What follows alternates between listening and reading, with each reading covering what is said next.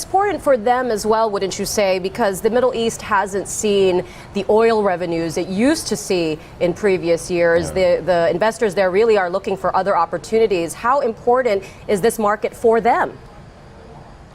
Well, I mean, there's a difference among those three countries mentioned, right? If you look at Saudi Arabia and Bahrain, those two countries are increasingly squeezed because of the decline in oil prices and the high dependencies that their economies have on exports of oil. Qatar is a different case because that country is the biggest exporter of liquefied natural gas, and Qatar is looking at perhaps $1 million per capita in the coming years. So, but nonetheless, all those three countries share the same thing. What they share is this economic strategy towards diversification. So they want to invest more in tourism, in agriculture, not only in their own respective countries, not only in the Gulf Cooperation Council, but also abroad.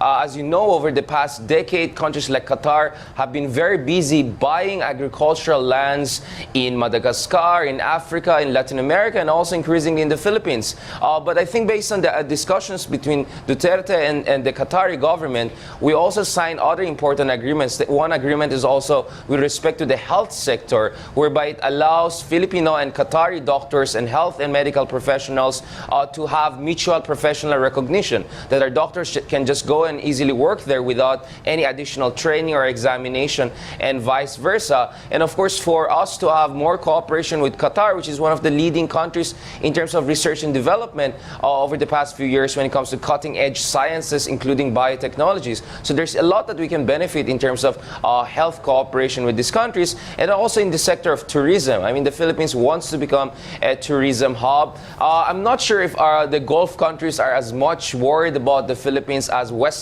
countries are because of human rights concerns and Duterte's war on drugs. So perhaps these countries are more willing to invest, in sectors like tourism, in agriculture, among others, because perhaps they don't have the same kind of reservation that our Western partners have. But beyond all, I think what Duterte tried to get here was an assurance from these host countries that the welfare of the Filipino citizens will be protected, because the reality is that the Middle East is the largest site of deployment of OFWs, but it is also by far the largest area whereby you have a lot of unfortunate events happening to our OFWs, a lot of cases of violence. So President Duterte also tried to negotiate the repatriation of more than 180 Filipino OFWs who were stranded in Saudi Arabia and Qatar. I think more than 100 in Saudi Arabia and more than 80 in Qatar. So close to 200 people's repatriation was negotiated. And then, of course, you had two announcements which kind of raised eyebrows.